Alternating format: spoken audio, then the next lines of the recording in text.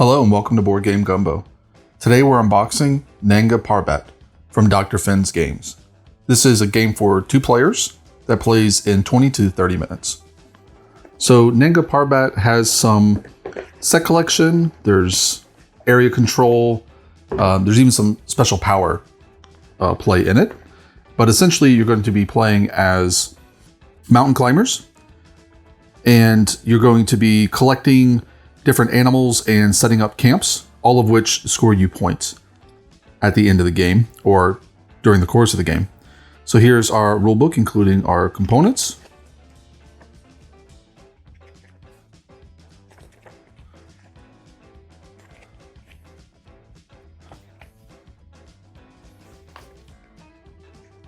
So each player is going to get one of these player boards. It looks like they are double-sided, but it appears to be the same on both sides. So during the course of the game, you're going to be collecting these animals. So these animals have very interesting names that I do not know. So I'm just going to refer to them by color. So you have the white meeple over here. And when you gain these animals, you can turn them in for set collection, which will score you points. Or you can also use them for their special abilities, which you see here. So there's a line here that denotes when you've used these for special abilities. So if you gain one of these white meeples and then you use it, you're going to move it down here. Now, when it's in this bottom area, you can still turn it in for points for the set collection. So you typically want to use them for their powers first, but also the set collection points are first come, first serve. So there's kind of a trick there of, you know, you want to get the most out of your meeples, but you also want to score the most points. The blue meeple over here is essentially just a wild. The red meeple has a special ability immediately when you gain it. If you are not in first, so if you're either tied or have fewer victory points than your opponent, you go up 1 victory point. So here is the game board.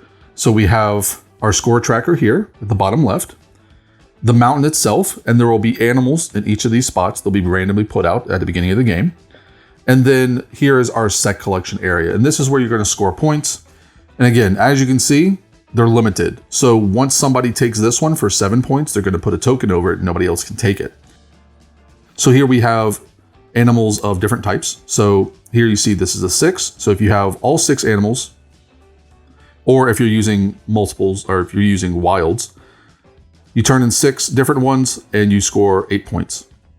This is the same. So if you have 6 of the same, you can turn all 6 of them in for 9 points. And this is camps. And camps you're going to put out onto the board by essentially chaining together your workers. And those are the other components in the game. We do have one final thing, which I will talk about. So one of the things that this company does in particular, Dr. Finn's Game, is they give you this little extra piece, but there's no rule for it. So they're kind of like, here's an extra piece. If you want to create your own variant rule, you can do that using this extra piece, which is kind of interesting if you like that sort of thing.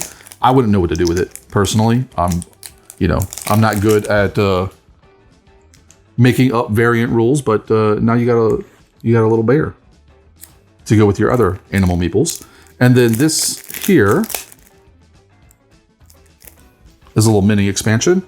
These are secret objectives. So this tells you how it changes the game, and then here are the objectives themselves. So if you score these secret objectives, you'll score extra points at the end of the game. Just a little mini expansion. I don't know if that's Kickstarter specific or if that's going to come in the base game. This is a Kickstarter version of the game. So here we have the rest of our wooden bits. So each player is going to get a certain number of these tents, these base camp tents. They're also going to get a certain number of cubes. The cubes are what you use, one, to track your score. So you'll have at least one of them out here to track your score. And then also to track when you have completed objectives. So again, these objectives get covered up when you do them, so only one person can do them. The last piece here is I think they call it the guide. And this is really interesting. So it is a 2-player game. Whoever goes first, the second player is going to place the guide. And the guide basically tells you what mountain range you can choose from. So if I'm second player, I put the guide here. The first player has to choose an animal from this mountain range. And then depending on which animal he chooses, the number that's revealed is where the guide's going to go. So here are the animals themselves, which again, you'll put out just randomly at the start of the game. I'll probably get a little bag for this game just to put the animals in. They're very interesting. It's like a little squirrel. Again, these have very interesting names. It's obviously animals I'm not familiar with. Let me see if they actually explain it. So yeah, we have snow leopards, a tar, a musk deer, a yak, a barrel, and a red panda.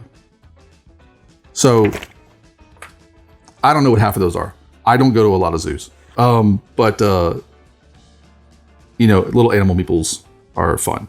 So these will just go out randomly on the board. You'll cover up all the mountainous regions.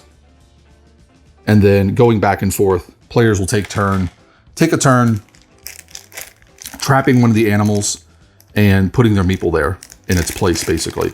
So if I go first and I'm playing the pink player and say I want this guy, I'll put him on my game board, and then the guide will move to the 6, and I will put one of my climbers there. And so now my opponent has to choose from this mountain, and depending on what he chooses, the guide will move to one of the other mountain ranges. When you want to put down a camp, you have to string together your workers. And again, this is based off of the scoring on the board. So if you want to score 7 points, you have to put together 6 of your workers that are consecutive. And then you'll replace them with camps on the board. And then you'll score this one because you've replaced 6. And then of course, as we've already talked about, once you gain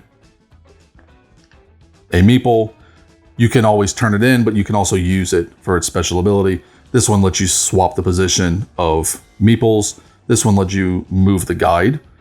This one lets you swap the location of a person and an animal. And this one lets you swap 2 people. So you can get your workers next to, or your climbers next to your other climbers. So you can score base camps, or you can get animals into positions where you want to collect them. And that's it. That's everything for Nanga Parbat from Dr. Finn's Games.